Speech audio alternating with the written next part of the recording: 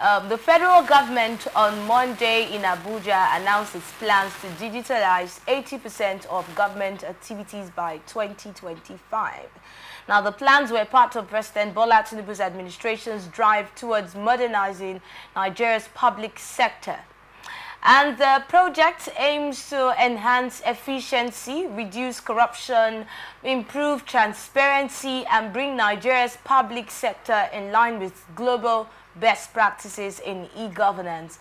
Speaking during the opening of a digitalization training program for staff of the Office of the Vice President, Senator Hassan Hadeja, the Deputy Chief of Staff to the President, he emphasized the urgent need to transform government operations using digital technologies. Now, in his words, if you have a state house that is digitalized or has gone paperless, it's going to definitely be different, and every agency and everybody would be forced to comply. He stressed that compliance must be enforced across all ministries, departments, and agencies to ensure the initiative's success.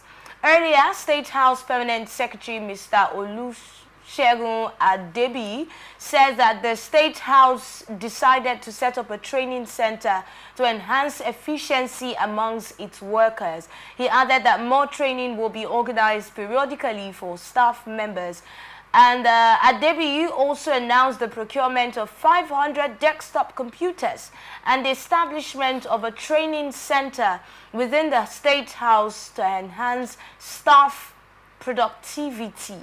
Now the government's going digital for its workers. Paperwork, we've been complaining, oh, why are we taking papers? Why are we taking papers to this office and then they'll take you to the other office? Or when would we actually go digital, especially when we talk about our government workers? And now this is a step towards that direction. I'm even surprised the State House is still carrying files. They mentioned the State House. Yes. I'm even very surprised to see this. They are still carrying files. In fact, it's not the one to go. In fact, from even what the Deputy Chief of Staff is even saying there, he said they want to do that for the State House. It's not even like doing it in maybe across the nation with all government parastatals. But if that's extended, it will also be very nice. For me, I support that angle. It's very important. It's very important we do that. Some federal government-owned institutions have gone into that. In fact, there is a particular federal government hospital around us that recently I experienced such move. And it was so nice. I went to see a doctor, and I was asking for my file. I said, please, funny enough. In the government hospital? Yeah, in the government hospital. And I was waiting for about 30 minutes for them to give me my file. So at the time, it wasn't forthcoming. I said, what's happening to my file? I went there, the lady said, Oga, just go. I said, just go. I thought it was just a normal... The normal way you take your file yourself. So when I got in, I realized that I just sat down and I was waiting for when my file would come. They called me. The lady was an advanced woman. She was operating the system and then called my name through the system. I went there, I was attended to. The next thing, I was being called inside. And then the same man only asked for my code. And then operated and opened the system, saw everything I gave to the first person. It was awesome. It was awesome. So that's why I said, I'm even surprised the State House is just introducing this. It should go to other agencies. Even the agencies we have here around the NDDC also. They are dealing with so much files. The issue of files has so many disadvantages. But one thing about it is that so many persons in that office, in fact, it has created more loophole for corruption. How do you mean? Yeah, it has. So many persons want to attend to your file only if you have given them something. The fact there should be an exchange. Okay, that's the file system. The file system, yes, the file system has created lots of corruption in the system. So somebody can even, in fact, a man told me something. He said in a university around there, said his file was hidden and then they kept it among the dead persons on. That's because they didn't want him to do one or two things he wanted to do. And that's just an enemy doing that. So it was later, after everything had gone, he now realized that his file was kept there. If it wasn't a file system, that wouldn't have happened.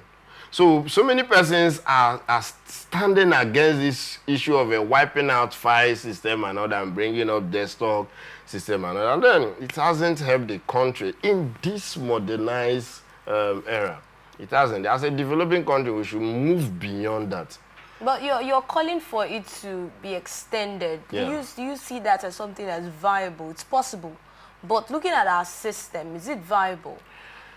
For different reasons. I know you mentioned an elderly woman going through the computer and all of that. But the truth is we have a lot of these workers, some of them are elderly, and a lot of them are not really conversant with the technology, with computers and all that. So do you see it as being viable? And aside that, also looking at the fact that when it has to do with government property, sustainability is another thing. It's beautiful to start, commendable. But when you talk about sustainability, it becomes another topic. People not wanting to take care of these properties, even though they are put in charge of it, because it's not their private property. And then you start hearing that, system is hanging, or you start hearing issues with the... But let's just look at how viable and how sustainable you think this will be. One other major challenge that we face has to do with the telecommunications sector. Okay. Nigeria have not been doing very well in that angle. Ordinarily, with your phone, you want to browse something. Sometimes it's slow, sometimes no network. In fact, there is one other particular network. Personally, I've not had network for 5 days. And now, if I'm using that to operate in an office, what happens? So, when you look at this whole thing, a lot has to be done in Nigeria. A lot. Then when you talk about the issue of some persons maybe are not computer literate and all that, it calls for employment generation. Try to create employment. Bring up the youths. Bring up the youths. Flood the youths in different sectors. And while you're going into this, the youths, train the youths. Why does it look like we don't have so many youths in this system? That's because... When we look at government workers, we are looking at people who are almost retiring. Yeah, that's because for long, over 8 years now, there's been this embargo on employment through the federal system. They've not even lifted that embargo. So it has been some person. In fact, outside in River State, for instance, outside the administration of Rotimi Amechi, when he employed about 13,000 teachers and all that, since then they have not been employment, apart from the minor side of it. So this have affected the system so much. That's why we are left with that category. Even looking at the MBS report that talked about the very small percentage of people who are workers, who are civil servants, that happen to have gotten the job via merit. Okay. And they call the very large percentage that came in via corruption. Okay. Or malpractice. That also happened. So we have had cases of people who want to get into the civil service, and you're told, for this particular ministry is this amount. For this ministry, okay, is lesser. But this other ministry, you pay higher. And you hear amounts like 500,000. You hear hundreds of thousands that people are saying that they were asked to pay. I know someone who said that for her to get in, but she actually got in because she had the money to pay. So you're paying a large sum of money for you to get a job. So if you had that kind of money, then why do you even need a job in the first place? You know why that's happening? It tells you how much more the economy have gone bad. So everybody is looking for every little opportunity you want to make money out of it. You understand? It's only the media, maybe the journalists that have not gone into that. If not, just by talking to you now, you tell me before you talk about this topic, give me something. But it hasn't been happening in that sector. You go to the education sector. You didn't attend class. Some of the lecturers are engaged in that. They attend class, okay, come. How much do you have? That's because even the man who is teaching you wants to survive. So what are the means of survival? So the person who is in charge of employment wants to gain something. He wants to survive. Wants to survive at the detriment of the survival good, of another and that's also leading us to corruption. And then the person whom you are asking to pay this money have never worked, does not have money. That may also lead the person into stealing, crime. And that's why the economy keeps deteriorating. And then the federal government is not, they are not even doing this, they are not even lifting embargo on employment. Why people are graduating every year? People are passing out of NYSC every month, if not every 3 months. And then graduates are flooded everywhere. Let me shock you. In the next 5-8 years, the set of persons you're seeing in civil service won't be there again by civil service standard. That's because of the time they were employed. They might either have gone into retirement and then the place is left empty. Right now, just few persons are working. That's why when you get there, you just see large number of advanced persons and less number of, except even most of the young persons you see are casuals. Besides that, you get to see only few people there. Yes, and that's the problem. Some offices are empty. You hear they're not around. He comes once in a week and things like that. So what's happening? Why is the federal government not doing anything about employment generation? The funny part is that we still hear that there's still a lacuna. There's still a gap. Do you understand? There's still vacancies. That's what I'm trying to say now. A lot. So there's a lot of vacancy, and yet it's not so easy because of some bad eggs in the system. So what do you think that we can do to help to eradicate completely, if possible, or reduce the level of corruption that we have in the government work system? Okay, one of it is this, what the deputy chief of staff is trying to So you think this digitalization? I agree to that 100%. It will help, but the challenge is has to do with part of the persons we have now. Again, the persons that are existing are also being threatened by the other youths coming in. How do you mean? Yeah.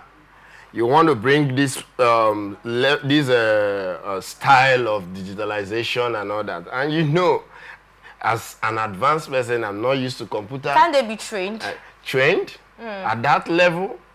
Yeah. How effective? So if I'm not effective, it means the other person who is more effective, faster, and knows it more will be termed as being more productive. So they are being threatened. They are humans. That's even the Nigerian factor. So we cannot keep using papers for a long time. Yes, if you are... We have to... I mean, you talked about the fact that you were even surprised that they're still using papers in the first place, for us to now be hearing the news that there's now an advancement in that aspect. These are issues we can't keep using papers for long. These are issues that have even hindered development. Because the person who is there is being threatened by the other person coming in. Who knows, they might give you a higher position because you know how to do it. So whenever they go to a board meeting, they discourage that. Do you understand? It happens. It happens. In fact, even in several areas where you're going in, you want to sign your name. You use paper. They are still using paper. Can't we throw out all those issues?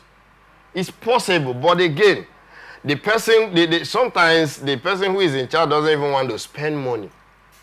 Or probably I want to spend money, I just want them to see. Or sometimes there are things I've done each time. Corruption also happens. There are things I've done probably because I don't even want everybody to take notes. It's easy for me to bring it out from the paper and then fix in another. It's also very easy for you to delete from a system. All you have to do is click delete. Oh, now... Let's take some time off now. We'll go on a short break.